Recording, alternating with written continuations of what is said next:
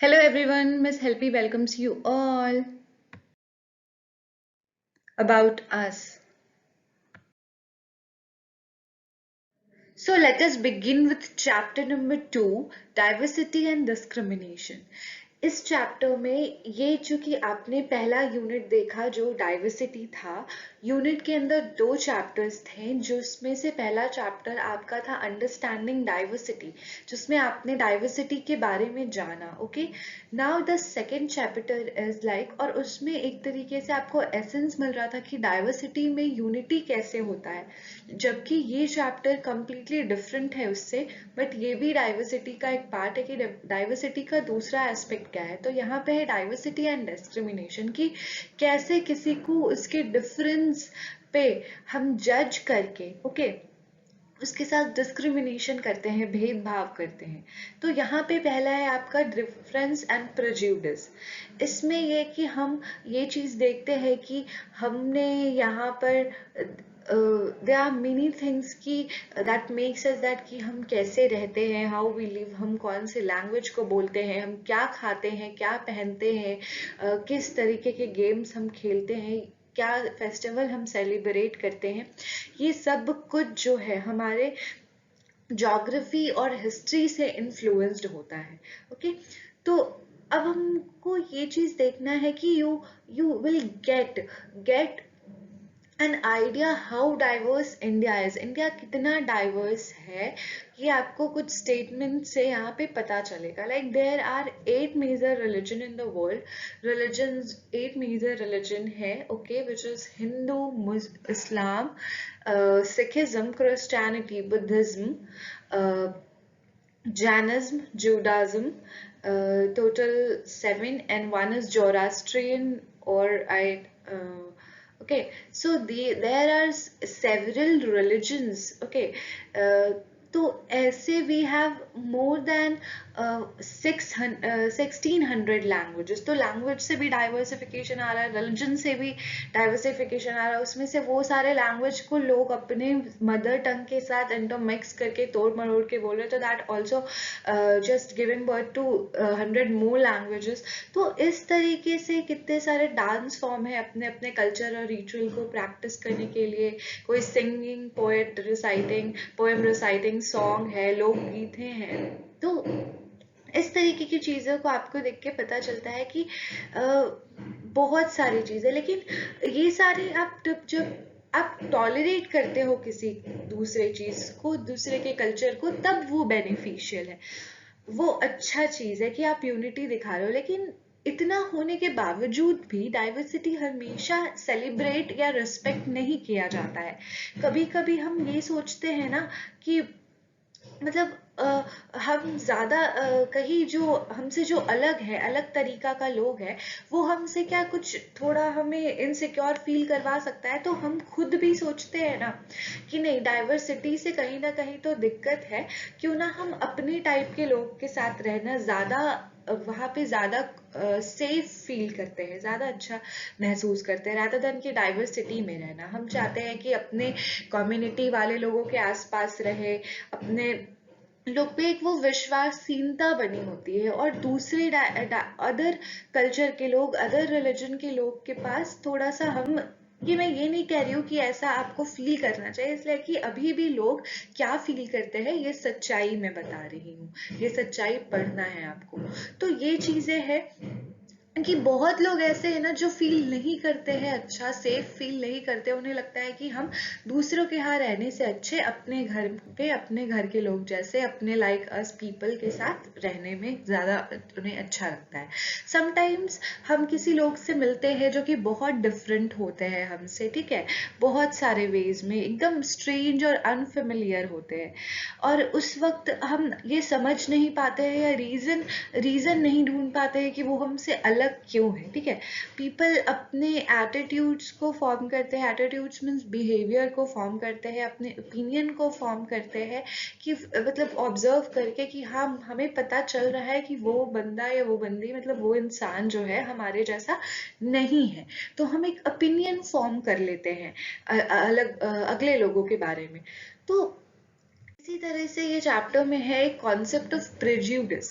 प्रेज्यूडिस का कॉन्सेप्ट में ऐसा होता है जिसमें आप लोगों को जज करते हो, दूसरे जो अदर स्ट्रेंजर लोग रहते हैं या जो आपसे डिफरेंट लोग हैं उनको आप जज करते हो। जज करने के बाद आप उनको जज ऐसे भी नहीं, जज आप निगेटिवली करते हो, और निगेटिवली जज करने के बाद उसको आप सोचते हो कि I M superior than him और हर, उनसे मैं सुपीरियर हूँ, ठीक है, और वो हमसे इंफीरियर है। ठीक है, just for taking example of a community, क्योंकि कई सारी कम्युनिटीज हैं जो अपने आप को समझते हैं कि वो थोड़े सुपीरियर हैं रादर देन इन, और लोगों को क्या वो समझेंगे कि थोड़े हम कितने भी हैं, ठीक है, हम उनका इज्जत करते हैं लेकिन हम खुद सुपीरियर है, वो हमसे इंफीरियर है।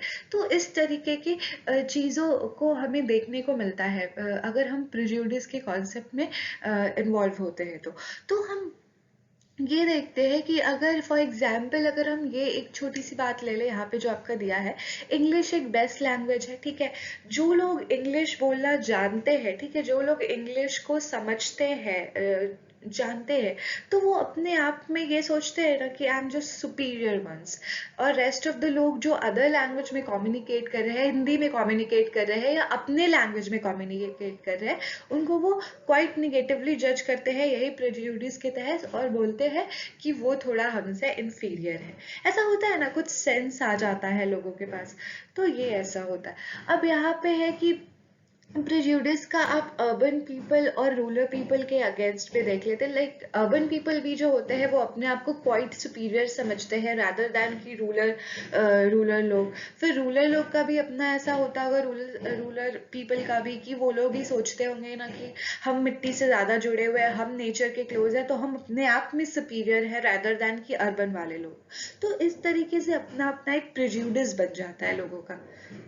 सॉरी।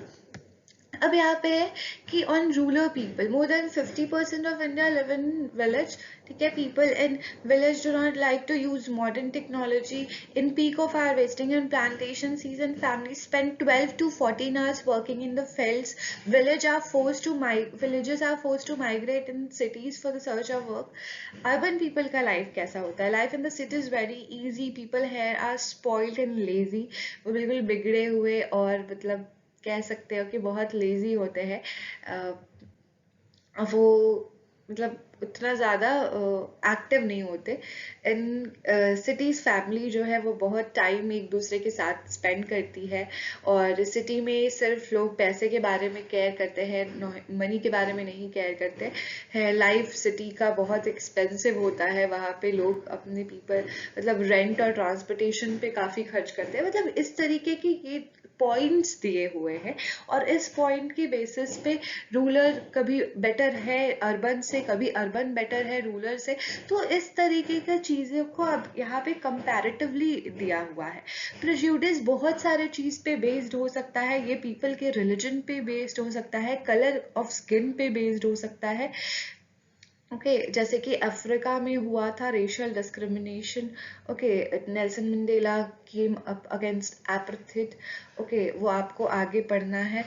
और इस तरीके से एसेंट जिसमें वो बोलते हैं, क्लोथ्स अगर वेस्टर्न पहनते हो तो आप बहुत सुपीरियर हो, अगर आप ट्रेडिशनल ड्रेस पहनते हो तो आप बहुत इन्फीरियर हो। इस टाइप का होता है ना, इंसान का माइंड में ऐसा बना हुआ होता है प्रेजुडिस।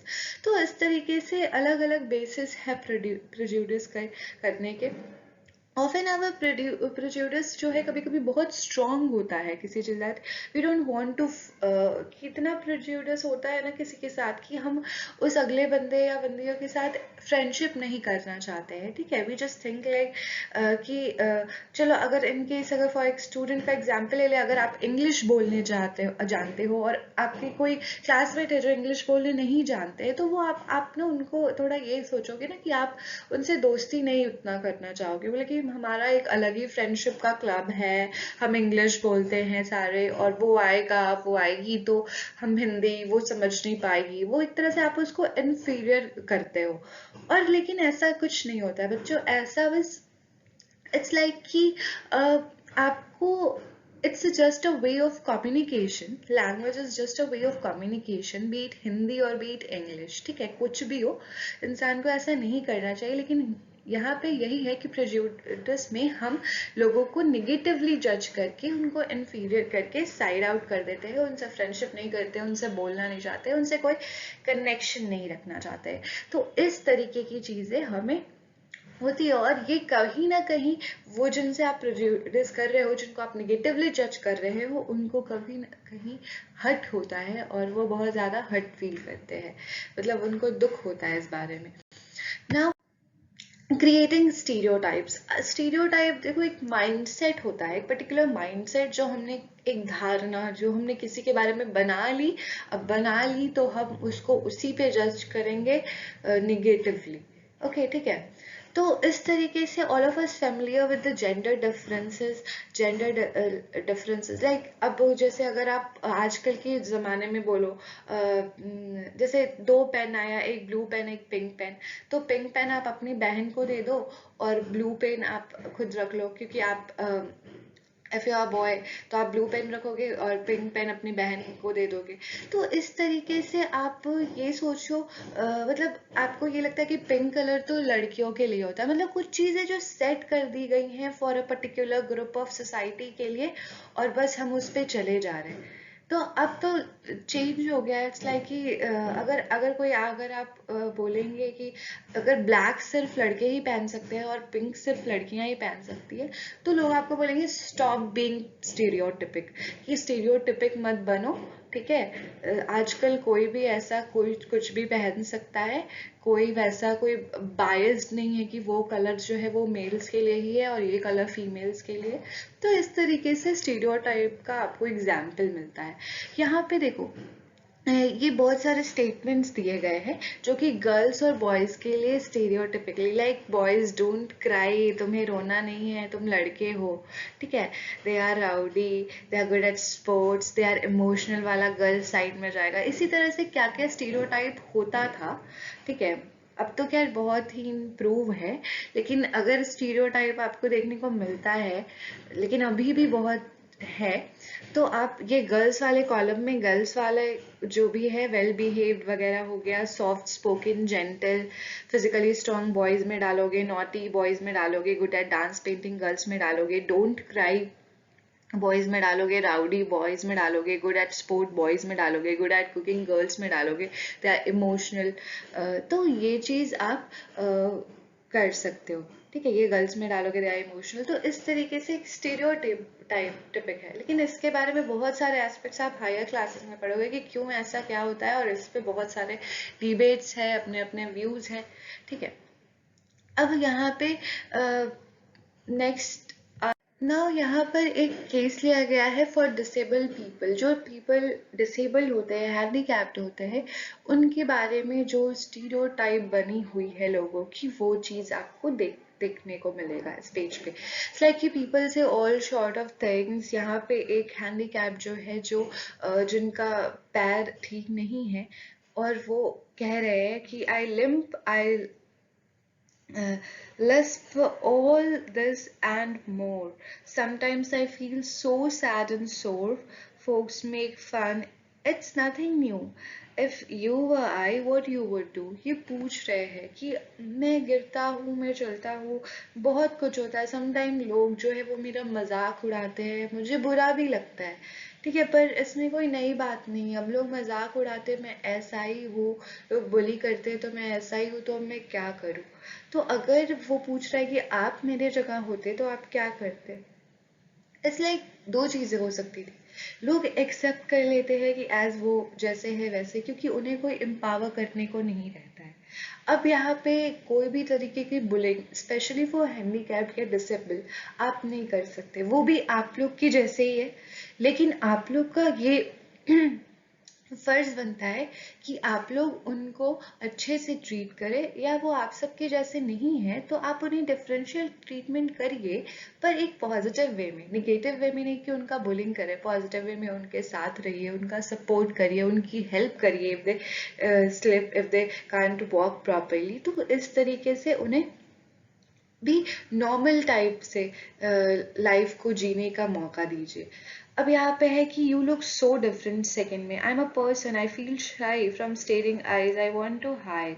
इसमें देखो ये जो है एक बच्चा वो नहीं चल सकता है, नहीं चल सकता है तो वो सब उसको बोलते हैं कि तुम बहुत अलग लगते हो, ठीक है। आई एम अ पर्सन में मुझे शाई होता है, मुझे शर्म आती है लोगों के सामने जाने से, मुझे इन्फीरियरिटी लगता है और मैं छुपना चाहता हूँ सबकी तरफ से। मतलब अगर आप किसी को बहुत बुरा फील करवाओगे, बहुत ज़्यादा अजीब से फील करवाओगे, तो वो क्या सोचेगा, वो यही सोचेगा ना कि मैं इन लोगों के सामने आऊँ ही नहीं कि मेरा मजाक ना उड़े, लाइक दिस।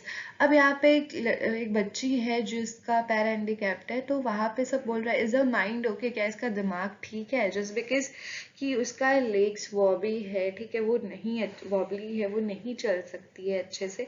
पीपल थिंक वो सोचता है कि तुम हैंडीकैप्ड हो ना, तो तुम्हारा दिमाग भी खराब है, तुम्हारा दिमाग भी वैसा ही है, काम नहीं करता है। तो it's like very bad thing that we जज people on the basis of their disabilities। तो यहाँ पे यही दिया हुआ है कि चिल्ड्रन विथ स्पेशल नीड्स जो होते हैं उनके बारे में कॉमन स्टीरियोटाइप है, और उसकी जो लेटर्स है यहाँ पे दी हुई है। Do you think children with special needs should be the part of regular school study or a separate school? Obviously they should be the part of regular school, क्योंकि उनको सब कुछ सीखने का अधिकार है। No one is there for bullying them, उनको भी आगे मेन स्ट्रीम में आने का पूरा हक है। जस्ट बिकॉज वो हैंडीकैप्ड है तो इसका मतलब ये नहीं कि वो कुछ नहीं कर सकते हैं। और इन केस वो सेपरेट स्कूल में जाए भी तो उनके लिए प्रॉपर फैसिलिटी वैसा होना चाहिए जैसा नॉर्मल स्कूल में होता है, और वहाँ के टीचर उनको बहुत अच्छे तरीके से पढ़ाएं, इक्वल सिलेबस, इक्वल अंडरस्टैंडिंग जैसे वो rest of the normal childrens को पढ़ाते हैं। ओके, तो एज नाउ स्टीरियोटाइप कि जब हम किसी भी लोगों को या ग्रुप ऑफ पीपल को एक फिक्स्ड इमेज में स्टैब्लिश कर देते हैं, डाल देते हैं, और उसी इमेज से उसको लुक करते हैं, लुक देखते हैं, ठीक है, तो हम स्टीरियोटाइप उसी को कहते हैं, ठीक है, कि when we fix people into one image we create an stereotype about that people, ठीक है। तो इस तरीके से अगर कोई पर्टिकुलरली किसी भी particular country, religion, sex, race और इकोनॉमिक बैकग्राउंड से बिलोंग करता है, तो हम कहते हैं कि वो बैकवर्ड है, या वो स्टिंकी है, या वो लेजी है, वो क्रिमिनल है, वो डम है। और कोई पर्टिकुलर किसी पर्टिकुलर जैसे कोई एक कम्युनिटी ए को ले लेते हैं और उसके बारे में ऐसा सोचते हैं कि वो उसका इकोनॉमिक बैकग्राउंड उतना अच्छा नहीं है, उसमें ये है, वो है, ऐसे है, वैसे, और हम उसके बारे में सेट कर लेते हैं एग्जाम्पल कि वो लेजी, एक्सटिंकी, क्रिमिनल होगा, बदमाश होगा। और जबकि ऐसा नहीं होना चाहिए। हर ग्रुप ऑफ पीपल, हर कम्युनिटी, हर रिलीजन, हर कंट्री के सिटीजन्स में, हर लोग में कुछ लोग अपने अपने स्वभाव की वजह से जेनरस और स्टिंकी होते हैं, ठीक है। हम हमेशा ये नहीं कर सकते हैं कि इस कम्युनिटी के पूरे लोग जो हैं स्टीरियोटाइप सेट नहीं कर सकते कि ऐसे ही बदमाशी होंगे, उसमें कुछ अच्छे भी हो सकते हैं। सो इट्स लाइक कि अगर आप ऐसे सेट करते कि फीमेल्स हैं तो फीमेल्स लाइक कमजोर ही हैं तो वो कमजोर ही होती हैं, ऐसा सेट कर लिया, ठीक है। और मेल्स जो है वो लाइक कि एकदम स्ट्रांग ही होते हैं, एकदम फिजिकली बिल्कुल बोल्ड होते हैं, ठीक है, सार्वजनिक है, पर ये आप एक स्टीरियोटाइप, जनरली स्टीरियोटाइप सेट नहीं कर सकते। कई फीमेल्स जो होती हैं वो काफ़ी अच्छा परफॉर्मेंस करती हैं फिजिकली, वो बहुत सारे मतलब अच्छे अच्छे पोस्ट पे एज एन ऑफिसर्स होती हैं, आर्मीज में होती हैं। तो इस तरीके की चीज़ें आप नहीं कर सकते। कई ऐसे मेल्स होते हैं जो कि प्रॉपरली अच्छे से नहीं, फिजिकली उतना अच्छे से होते हैं, उनका फिजिक उतना अच्छा नहीं होता है, वो बिल्कुल नॉर्मल होते हैं और एकदम नॉर्मल सा कोई काम कर रहे होते हैं। तो इट्स लाइक कि आप किसी को जज नहीं कर सकते एक सर्टेन पैरामीटर फिक्स करके। नाउ इट्स लाइक कि इनइक्वालिटी और डिस्क्रिमिनेशन। इनइक्वालिटी जो है, डिस्क्रिमिनेशन कैसे होता है? डिस्क्रिमिनेशन तब होता है जब लोग वो प्रेजुडिस यानी निगेटिवली किसी को जज करके उसको इन्फीरियर फील करवाएं, या फिर आपको जैसे स्टीरियोटाइप एक इमेज में उसका सर्टेन कर दे कि ये तो ऐसे बेकार ही होगा, बस वही चीज। तो ये सारी चीज़ें हैं आपको डिस्क्रिमिनेशन को जन्म देती है। और डिस्क्रिमिनेशन जो है इनइक्वालिटी के वजह से होता है कहीं ना कहीं। Discrimination can take place because of several reason कि डिफरेंट, हम एक से दूसरे से डिफरेंट है, किसी का डिफरेंट रिलीजन है, डिफरेंट लैंग्वेज है, डिफरेंट रिचुअल्स है, तो ये सारी चीज़ें होती हैं। दूसरा डिफरेंस अगर समीर एक और समीर दो जो पहले वाले चैप्टर में था, तो उसमें स्टोरी के अकॉर्डिंग जो दोनों में इनइक्वालिटी है उसमें कि रिसोर्स और मनी की। जैसे समीर एक जो था वो बहुत ही मतलब प्रिविलेज था, वो स्कूल जाता था, पढ़ाई करता था, लेकिन समीर दो जो था वो बिल्कुल भी प्रिविलेज नहीं था, वो पुअर था, वो अपने फैमिली के लिए न्यूज़पेपर बेच के अपना लाइवली। तो यहाँ पे एक केस स्टडी है कि मुस्लिम गर्ल्स को, चूंकि ऐसा माना जाता था कि मुस्लिम गर्ल्स जो हैं वो एजुकेशन नहीं कर पा रही हैं और एजुकेशन नहीं ले पा रही हैं, तो वो कैसे एडुकेट नहीं हो पा रही हैं। तो कुछ लोगों का ऐसा मानना था कि गर्ल्स जो है, बेसिकली मुस्लिम कम्युनिटी के लोग जो हैं वो गर्ल्स के एजुकेशन पे बिल्कुल ध्यान नहीं देते, तो वहाँ पे कम्युनिटी ब्लेम हो रही थी। पर आफ्टर लॉट ऑफ स्टडी ये पता चला कि बेसिक जो कारण था कि वो नहीं जा पाती थी वो ये था कि मुस्लिम कम्युनिटी में गरीबी थी, ठीक है, पॉवर्टी थी। उसके कारण जब वो बेसिक नीड्स नहीं फुलफिल कर पा रहे थे तो वो अपने बच्चों को या बच्चियों को स्कूल कैसे भेजेंगे। तो इसकी वजह से वो स्टीरियोटाइप बना हुआ था ऑन द बेसिस ऑफ कि कम्युनिटी, ये कम्युनिटी के लोग जो हैं वो बच्चियों को स्कूल ही नहीं भेजते, तो ये ऐसे हैं वैसे हैं, ठीक है। लेकिन असली बात जो ये थी कि वो पॉवर्टी से जूझ रहे थे।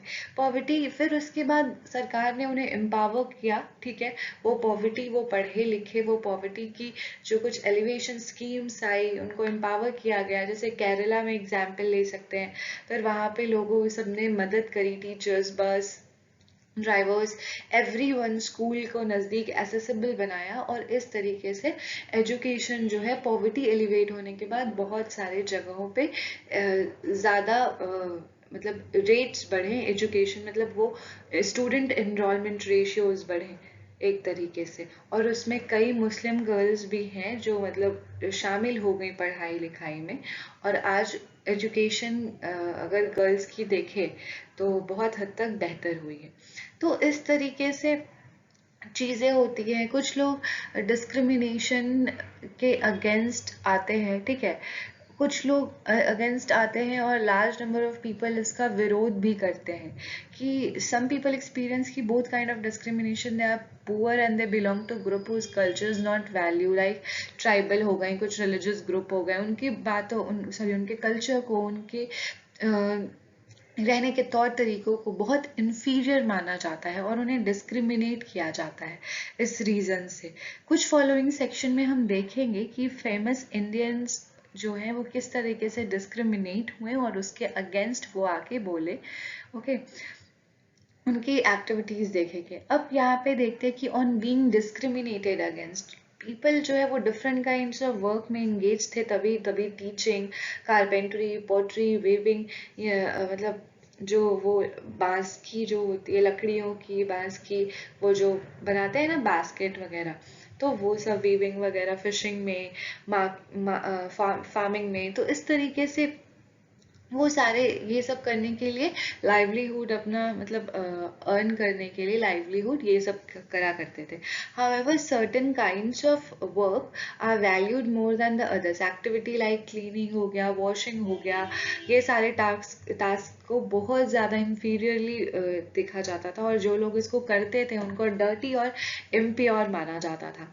और इस तरीके से जो धीरे धीरे जो है इस ऑक्यूपेशनल बेसिस पे एक कास्ट सिस्टम डेवलप होने लगा कि जो ऑक्यूपेशन जो करेगा उस हिसाब से उसको ट्रीटमेंट मिलेगा, ओके।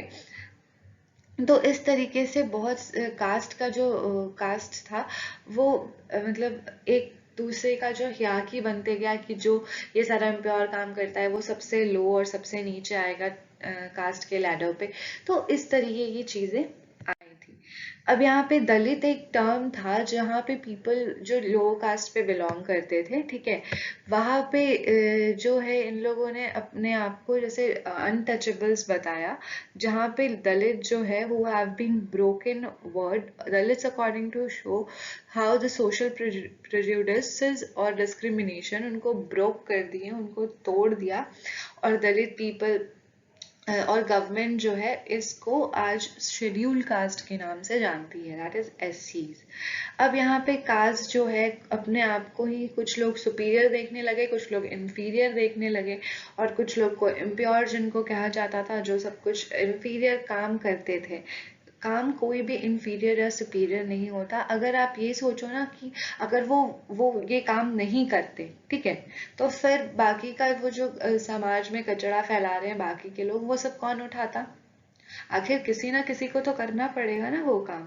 तो ये काम करना पड़ा, तो उनका भी एक इक्वली इम्पोर्टेंट है, इम्पोर्टेंस है, एक दर्जा है उनका भी। तो उनको इस तरीके से डिस्क्रिमिनेट करना कि तुम्हारा काम छोटा है और मेरा काम बड़ा है, दैट इज एब्सोल्युटली रॉन्ग। तो इस तरीके से उन्होंने इसके खिलाफ जो है वो आवाज उठाई। फॉर एग्जाम्पल कुछ ग्रुप्स जो है वो एकदम फोर्स किया जाता है कि तुम्हें गार्बेज उठाना है, तुम्हें डेड एनिमल्स रिमूव करने हैं विलेज से, तुम्हें टेम्पल एंट्री बैन है, तुम्हारे चिल्ड्रंस जो हैं हमारे चिल्ड्रन के साथ स्कूल में जाके एडुकेशन नहीं ले सकते हैं। तो इस तरीके से बहुत हुआ। तो उस वक्त एक what is the difference between discrimination and stereotypes? Discrimination is generated from stereotypes, okay, when we make someone feel differently in the negative sense, okay, or when we just suppress someone on the basis of their caste, okay, or the basis of their works. Gender is called discrimination, and stereotype is that fixing a certain image about a person or a group of people, okay, that bad image in fact, or the inferior image, and considering considering yourself superior over the other. तो इस तरीके से how do you think a person who is discriminated against might feel? उन्हें बहुत बुरा लगता होगा, they might feel very like doing something wrong, that what are we, like we are just nothing for the country, we do that much of work, but instead we got only the pain of discrimination. तो उन्हें obviously feel होता होगा। उस वक्त doctor Bhimrao Ambedkar, जिनको हम बाबा साहेब भी कहते हैं, he emerged, okay, और इस तरीके से वो ग्रेटेस्ट लीडर ऑफ इंडिया बने। वो फॉर्मर लॉ मिनिस्टर भी बने हमारे कंट्री में। पोस्ट इंडिपेंडेंस पहले लॉ मिनिस्टर हमारे डॉक्टर भीमराव अंबेडकर थे। उनका आप क्या मतलब उनका पढ़ाई वगैरह वो लंदन के स्कूल ऑफ इकोनॉमिक्स से हुआ था, और वो बहुत ही अच्छे लीडर थे। वो बाहर से पढ़ के आए थे, और उन्हें बहुत ही अच्छा लॉजिक्स और सब कुछ डेवलप। उनका जो जन्म हुआ था वो माऊ मध्य प्रदेश में हुआ था, और उनके जो ब्रदर थे और कजन थे वो उनके फादर इन कोरेगांव में रहते थे, which is now in Maharashtra. वो सब इस तरीके से उनका लाइफ था। अब यहाँ पे है कि यहाँ पे स्टोरी दी हुई है जिसमें से वो महार कम्युनिटी से बिलोंग करते थे, और उनके साथ कैसे कैसे ट्रीटमेंट होती थी बेसिकली। तो ये सारी चीज़ें हैं। अब यहाँ पे है कि उन्हें स्कूल में एंट्री नहीं मिलती थी, लोग उन्हें छोड़ देते थे, और मतलब सब अपर कास्ट के बच्चों को एंट्री मिलती थी। वो फिर भी बाहर रह के एजुकेशन खुद उन्हें सैक लाना पड़ता था अपने बाहर बैठने के लिए। वो अलग थलग बैठते थे, उन्हें टीचर्स पढ़ाने से मना कर देते थे। तो इस तरीके की चीज़ें वो फेस करते थे, ठीक है। फिर डॉक्टर भीमराव अंबेडकर, जिनका जन्म जो है 1891 में हुआ था on 14th of April, okay, and 6 December 1956 he died. is considered father of Indian Constitution. वो ड्राफ्टिंग कमेटी के हेड मेंबर थे जिन्होंने हमारे संविधान को लिखा था, कॉन्स्टिट्यूशन को. Doctor Ambedkar fought for the rights of Dalit community. वो महार कास्ट से बिलोंग करते थे और महार बहुत पुअर थे, उनके पास कोई लैंड नहीं था. उनके चिल्ड्रन जो है वो सबको पेरेंट्स के साथ काम करना पड़ता था और स्पेसेस जो थी वो मेन टाउन से मतलब मेन विलेज से थोड़ा हटकर दूर में रहते थे और उनको विलेज जाना अलाउड नहीं था. डॉक्टर अम्बेडकर पहले पर्सन थे अपने कास्ट से जिसने कॉलेज एजुकेशन के लिए इंग्लैंड गए और वहाँ से लॉयर बन के आए. उन्होंने इनकरेज करा दलित के चिल्ड्रन को कि वो स्कूल और कॉलेज भेजें. ओके, और उन्होंने different kinds of government job in order to move out of the caste system को लिया कि कास्ट सिस्टम को हटाने के लिए उन्होंने बहुत सारे एफर्ट्स किए. वो उन्होंने many efforts to gain entry into the temple. Dalits को भी एंट्री मिले.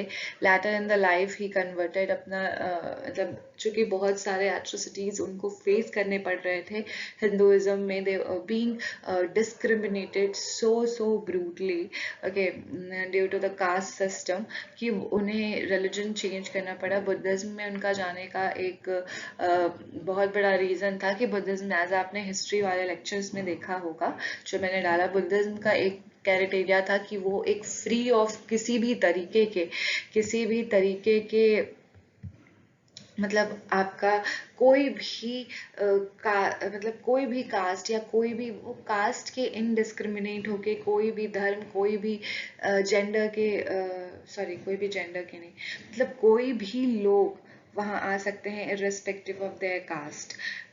कि आप कोई भी कास्ट से बिलोंग करते हो, किसी के लिए बुद्धिज्म जो है वो डिस्क्रिमिनेशन नहीं क्रिएट करेगा. वहाँ पे सभी लोग का अलाउंस है. तो इस तरीके से वो बुद्धिज्म रिलीजन की तरफ उनका इंक्लिनेशन हुआ. दलित जो है उनको सिस्टम फाइट करे कास्ट सिस्टम और फिर सोसाइटी के टुवर्ड्स वर्क करे कि वो रिस्पेक्ट गेन कर सकें. अब इस तरीके से बहुत सारी despite the children offering the money the cartman refuse. Cartman जो है उनको अलाउड था कि मतलब उनको ऐसा था कि आप किसी भी शूद्र या दलित को नहीं बैठाओगे, अनटचेबल्स को नहीं बैठाओगे और आप जो है हमारे इस बात को जान लो कि आप इस चीज़ को नहीं करोगे, क्योंकि अगर आपने ऐसा करा तो अपर कास्ट का जो भी कंज्यूमर आपका है या जो भी पैसेंजर है वो आपके कार्ट पे नहीं बैठेगा. तो इसकी वजह से पैसा देने के बावजूद भी उसके साथ डिस्क्रिमिनेशन हुआ उन बच्चों के साथ. ये सारे कुछ क्वेश्चंस है वो स्टोरी पढ़ने के बाद आप इस पे से इसका बहुत अच्छे से आंसर कर सकोगे. इमेजिन करो कि कितना डिफिकल्ट होता होगा उस वक्त की लोग के, कितना इंसल्टिंग होता होगा इन सारी चीज़ों के बारे में. अब यहाँ पे है कि ये स्टोरी जो है किस तरीके से बताती है कि डिस्क्रिमिनेशन जो थी वो नॉट ओनली की लिमिटेड थी कि दलित ही को सिर्फ डिस्क्रिमिनेशन हो रहा है अंडर इकोनॉमिक एक्टिविटीज़, या फिर वो उनको इकोनॉमिक एक्टिविटीज़ के साथ साथ और रिस्पेक्ट और डिग्निटी के का भी अगर देखे तो वो भी चीज़ उन्हें नहीं मिल रहा था. डिस्कस करना है यहाँ पे कि addition to lower caste being discriminated, ठीक है, there are various other communities that are subjected. ऐसा नहीं है सिर्फ अनटचेबल्स ही डिस्क्रिमिनेट हो रहे थे, बहुत से ऐसे कम्युनिटीज थे, बहुत सा ऐसा सब्जेक्ट्स था जिसके बेसिस पे लोग डिस्क्रिमिनेट हो रहे थे. ठीक है, they were upper caste, middle caste, lower caste, other backward caste, they were all being just behind these atrocities of caste system and discrimination. Even now it's prevailed somehow. Okay, so can you think of few other example of discrimination? कुछ और example जैसे discrimination जो था पहले, अभी तो equal veg हो गया, इक्वल पे वेज, जैसे कि मेन और पहले मेन और वुमेन अगर कोई फर्म में काम करते तो मेन को कंपैरेटिवली हायर वेजेस मिलता था, वुमेन के कंपैरिजन में वुमेन को लोअर मिलता था. लेकिन अब इक्वल पे जो एक्ट, इक्वल वेज एक्ट, जो इक्वल पे इक्वल वे एक्ट आ गया है, उसके बेसिस पे जो मतलब जो भी मेन और वेमेन हैं किसी भी फर्म में काम करेंगे तो दोनों को इक्वल सैलरी मिलेगा। तो यहाँ पे पहले on the basis of gender discrimination होता था, अब नहीं होता है। तो इस तरीके से कुछ और भी एग्जाम्पल आप ले सकते हो। Discuss the ways in which person with special need might be subject to feel discriminated. कुछ ऐसे वेज जिसमें, या जैसे कि डिस्क्रिमिनेशन स्पेशल नीड्स चिल्ड्रन जो कि मेंटली अनस्टेबल हैं थोड़ा, या फिर जो पढ़ नहीं सकते हैं, जो थोड़े मतलब विजुअली इम्पेयर्ड हैं, तो उन सभी के लिए जो है वो नॉर्मल, उनमें कहीं ना कहीं डिस्क्रिमिनेशन होता है। लोग उनको नॉर्मल लाइफ नहीं दे सकते जस्ट बिकॉज कि वो नेचुरली जो है हैंडीकैप्ड हैं। तो उनको उनके लिए बहुत सारे मीजर्स आए गए। लुइस बार्ली जिन्होंने वो लिपि की थी फॉर द ब्लाइंड पीपल्स, उन्होंने कि ताकि ब्लाइंड्स पढ़ सकें। तो एक तरह का डिस्क्रिमिनेशन होता है। डिस्क्रिमिनेशन जैसे कोई ब्लाइंड जो है वो स्पोर्ट्स में नहीं ले सकता था पहले, तो ये सारे डिस्क्रिमिनेशन थे। अब पैरालंपिक भी ऑर्गेनाइज होता है जो हैंडीकैप लोग हैं उनके लिए। तो इस तरीके की चीज़ें होती हैं।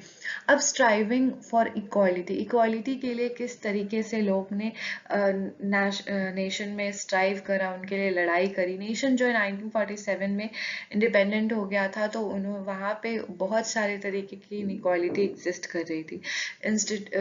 कॉन्स्टिट्यूशन ऑफ इंडिया में इक्वालिटी के बारे में बहुत सारी चीज़ें लिखी गई हैं। इवन प्रियम्बल में भी आप पढ़ोगे तो equality is one of the most important component.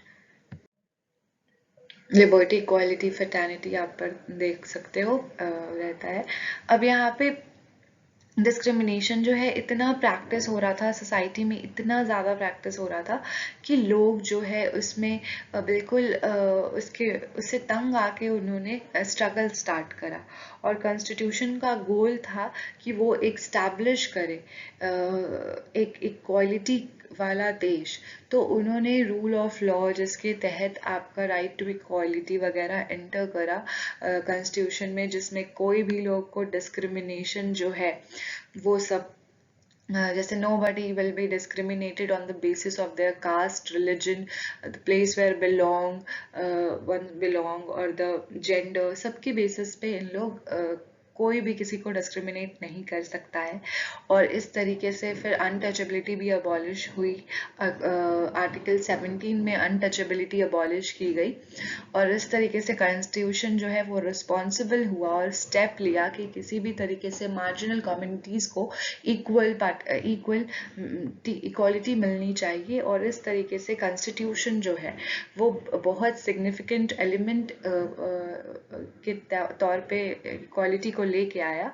और इस तरीके से इंडिया जो है वो सेक्युलर कंट्री बना जहाँ डिफरेंट फेथ, डिफरेंट रिलीजन के लोगों सबको इक्वल रिस्पेक्ट मिला। Okay, now the freedom to practice, यहाँ पे आपका प्रीएम्बल दिया हुआ है जिसमें देखिए इक्वालिटी भी जो है आपका ये एक इंटीग्रल पार्ट है। Okay, so this is through the constitution of ideas, equality is the value to have keep striving for the something which automatically will happen. People struggle, positive action by the government are necessary to make this a reality for all Indians. सभी Indians के लिए equality का reality लाना बहुत ज़रूरी है। Now, this is the question answer. यहाँ पे आप पहले मैच ऑफ द फॉलोइंग देखोगे जिसमें आपका match of the following in way stereotypic type challenge. यहाँ पे आपका जो ए का होगा वो आपका 3 होगा। ओके, बी का जो है आपका 4 होगा, सी का जो है वो आपका फर्स्ट होगा, एंड जो डी का है वो आपका 2 होगा।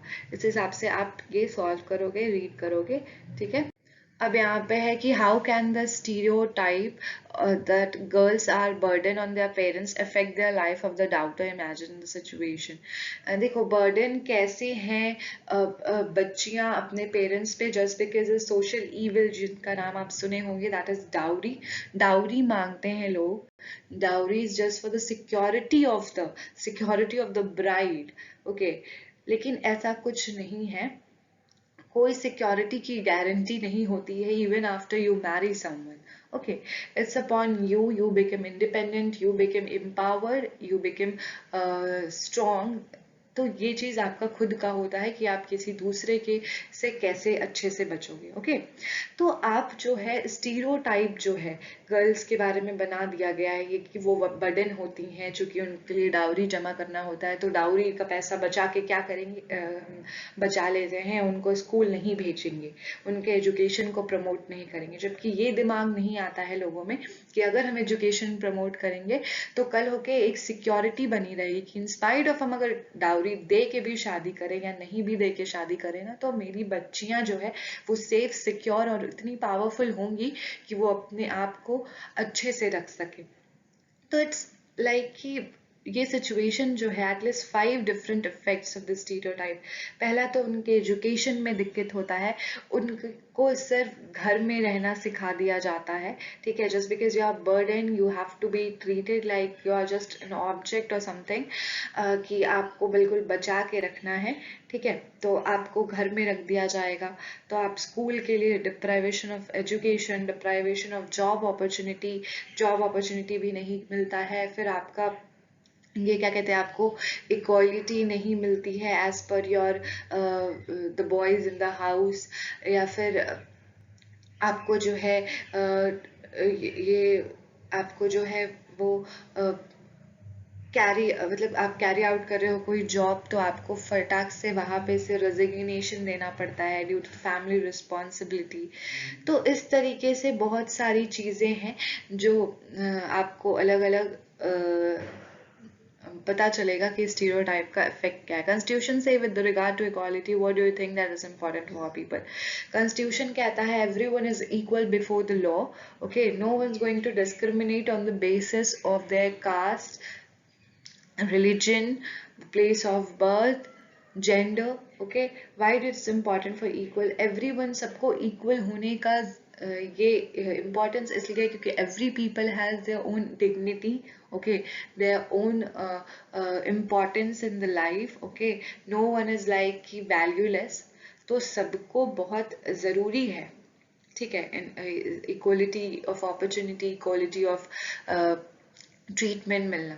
Sometimes people make prejudiced comments in our presence. We often not in the position to do anything about this because we say something right then and there, divide the class into the group, each people, and discuss what could be. This is a kind of debate.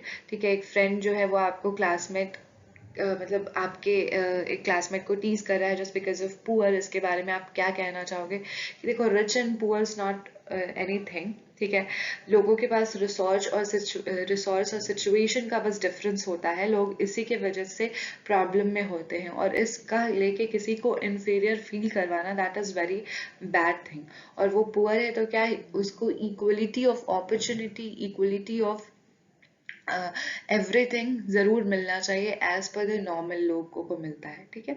अब यहाँ पे आप film देख रहे हो, watch TV देख रहे हो, आप अपनी फैमिली के साथ कुछ prejudice comment about a particular religious community के बारे में आते हैं, तो आप क्या रिएक्ट करोगे?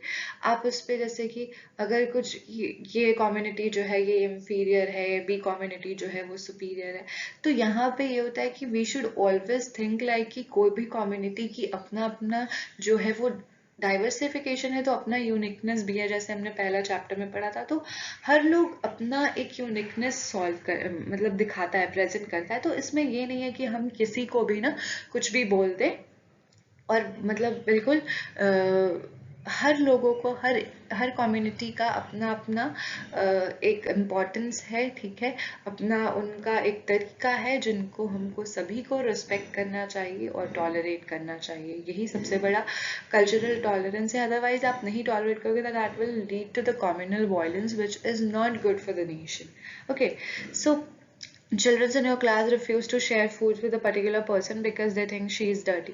किसी को लगता है कि एक बच्चों को लग रहा है कि एक बच्ची जो है वो डर्टी है क्लास में, उसके साथ कोई फूड शेयर नहीं करेगा। तो अगर आपको ऐसा लगता है कि वो डर्टी है तो आप उनको सिखाओ, make them aware to how to be clean, how to be good, okay. ऐसा नहीं कि आप अगर जो जैसा है उसका मजाक उड़ाए, ठीक है।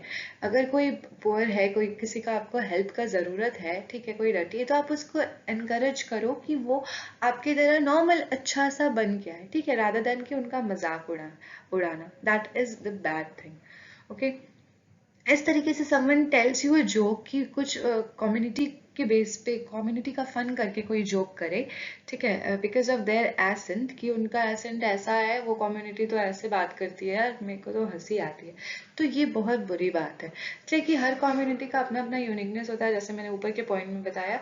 तो हर लोगों का अपना अपना तरीका होता है। इट्स नॉट कि आप किसी को कम्युनल बेसिस पे डिस्क्रिमिनेट या उसके बारे में स्टीरियोटाइप ला के प्रेजुडिस क्रिएट करके उसको इन्फीरियरिटी दिखा के आप खुद ये बन जाओ, तो दैट इज नॉट गुड। वहाँ पे आपको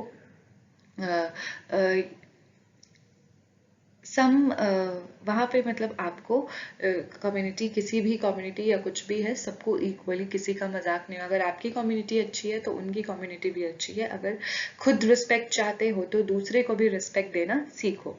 okay, some boys making remarks about the girls not being able to play game as the, यहाँ पे देखो एक स्टीरियोटाइप है कि गर्ल्स तो कमजोर होती है, फिजिकली ठीक नहीं होती है, कैसे खेलेंगी हमारे जैसा गेम। ऐसा कुछ नहीं है।